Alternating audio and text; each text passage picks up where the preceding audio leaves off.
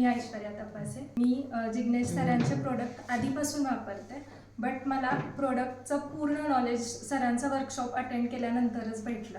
पण मी असं सांगेन की तुम्ही जर प्रोडक्ट वापरत असाल तर ते प्रोडक्टचं पूर्ण नॉलेज असेल तर तुम्ही त्याचा 100% रिझल्ट देऊ शकता. त्या जर तुम्ही विदाऊट प्रोडक्टचं नॉलेज घेता जर रिझल्ट दिला तर तो 40% 30%च येतो. पण ते प्रोडक्टच्या नॉलेजची काय इम्पॉर्टन्स आहे ते वर्कशॉप अटेंड केल्यानंतर समजलं. विथ सरांचं जे नॉलेज आहे ते खूपच जास्त आहे. म्हणजे माझ्यासाठी मी खूप लहान आहे बट माझ्यासाठी ते खूप जास्त होतं. तर मग मला हे वर्कशॉप अटेंड केल्यानंतर कळालं की मी कुठं कमी पडते, कुठं माझं नॉलेज असून सुद्धा ते मी यूज नाही करू शकत. तो एक प्लस पॉईंट असतो किंवा ते पुश करण्याची जी गरज असते ना, जी लाईफमध्ये आपल्याला पुश करण्याची गरज असते ना, ते मला सरांनी खूप चांगलं दिलं आहे. आणि जिग्नेश सरांना भेटल्यानंतर त्यांचं जे मी ऐकून होते की खूप छान गायडन्स देतात लाईफबद्दल सुद्धा किंवा आपल्या फील्डबद्दल सुद्धा, आणि त्यांना खूप जास्त नॉलेज सुद्धा आहे हे फक्त ऐकून होते. पण जेव्हा भेटले तेव्हा जे ऐकलं होतं ते चुकीचं नाही आहे, अजिबात चुकीचं नाही आहे, उलटं कमीच आहे ते कळालं मला भेटल्यानंतर. आणि सरांनी मला पूर्ण क्लासमध्ये बच्चू म्हणून ट्रीट केलं, बट मला खूप जास्त कॉम्प्लिमेंट पण दिला की खूप कमी वयामध्ये खूप पुढे जाऊ शकते. जर खूप ट्राय केलं, तेवढं प्रेझेंटेबल राहिलं तर खूप जास्त पण करू शकते. हे जेव्हा मला सरांनी सांगितलं तेव्हा मला खूप खूप जास्त कॉन्फिडन्स आला असेल. मी 2 दिवस घरी गेल्यानंतर मला घरी जायला वेळ होतोच आहे. म्हणजे खूप जास्त शिकवतात सर, वाटेल तेवढा वेळ द्यायला कमीच वाटतं. बट घरी गेल्यानंतर पण मी मम्मीला रात्री 12-1 पर्यंत बसून सगळं एक्सप्लेन करते. जे पण तुम्ही सांगताय ते सगळं एक्सप्लेन करते की आपण हे चुकीचं करतो, ते चुकीचं करतो. असं नाही की फक्त कॉस्मेटॉलॉजी बद्दल सर सांगतील, सर आयुर्वेदिक बद्दल पण सांगतात. सर आपल्या सनातन धर्मामध्ये जे काही आहे, जे आपण विसरून गेलोय आपल्या लाईफस्टाईल मुळे, तेही सांगतात. असंही नाही की तुम्ही इतके पे केलं तुम्हाला इतकं मिळेल, असंही अजिबात नाहीये. जेवढं बसू तेवढं सांगतात. आपल्याला सांगावं लागतं, सरांना इतकं सांगतात.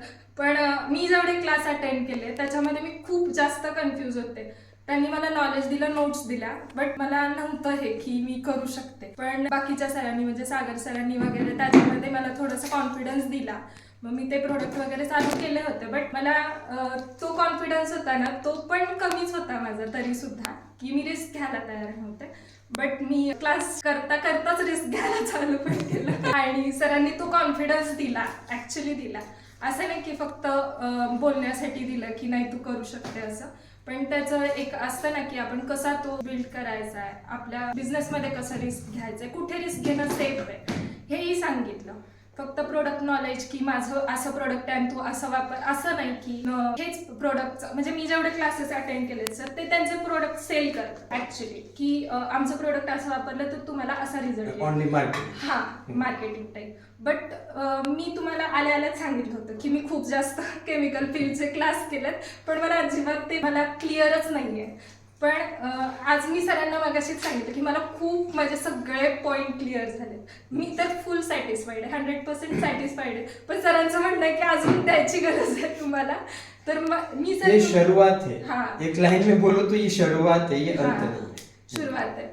तर म्हणजे मला ते फील झालं की मी अजून बच्चू आहे आणि मी अजून घेऊ शकते. आणि मला जेव्हा पण मला चान्स भेटेल ना की तुम्हाला तुमच्याकडून काहीतरी घ्यायचा, तर मी नक्की तो घेईन. मला आधी सागर सरांनी फक्त सांगितलं तुम्ही अटेंड करा, मग तुम्हाला कळेल काय आहे ते. त्यामुळे तोपर्यंत मला असंच वाटत होतं की जस्ट ॲज अ सेमिनार होणार आहे हे म्हणून. पण ज्या दिवशी मी आले, जेव्हा मी तुम्हाला भेटले आणि जेव्हा आपलं फर्स्ट डे कम्प्लीट होण्याची पण गरज नाही, म्हणजे 1 तासाभरातच ते इंटरॅक्शन जेव्हा झालं ना, तेव्हा असं वाटलं की नाही हे आपल्याला परफेक्ट प्लॅटफॉर्म भेटलाय की जिथून मी जाऊ शकते पुढे. माझं एज कमी असो, मला राईट टाईमवर भेटलं असं तुमचंच म्हणणं आहे. बट मला पण ते मेंटली आणि आपल्याला इमोशनली फील होतं ना की नाही आपण यांच्यासोबत पुढे जाऊ शकतो, किंवा यांच्यासोबत आपल्याला आपली लाईफ जिथं आपल्याला हे करायची, जिथपर्यंत आपल्याला जायचं, आपलं जे गोल आहे ते आपण तिथं जाऊ शकतो.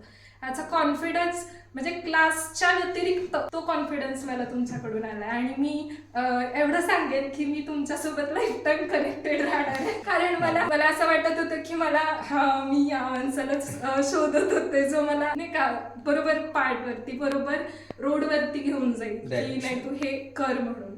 खूप कमी लोक असतात जे आपल्यातलं जे आहे ते ओळखतात. सर माइंड रिडिंग खूप छान करतात. हा म्हणजे ज्या गोष्टी आपण बोलू नाही शकत ना त्या गोष्टी पण त्यांना समजतात, पण ज्या गोष्टी आपल्याला दिसत नाहीत म्हणजे जे की आपण करू शकतो हे आपल्याला पण माहिती नसतं, खूपदा माहिती नसतं की नाही माझ्याच्यानं होईल. म्हणजे मला असं वाटत होतं की नाही मला हायब्रिड फेशियल जमेल की नाही काय नाही, किंवा मला असं वाटत होतं की मी सर 2-2.5 वर्षापूर्वी मायक्रोनिडलिंग शिकली आहे. अच्छा.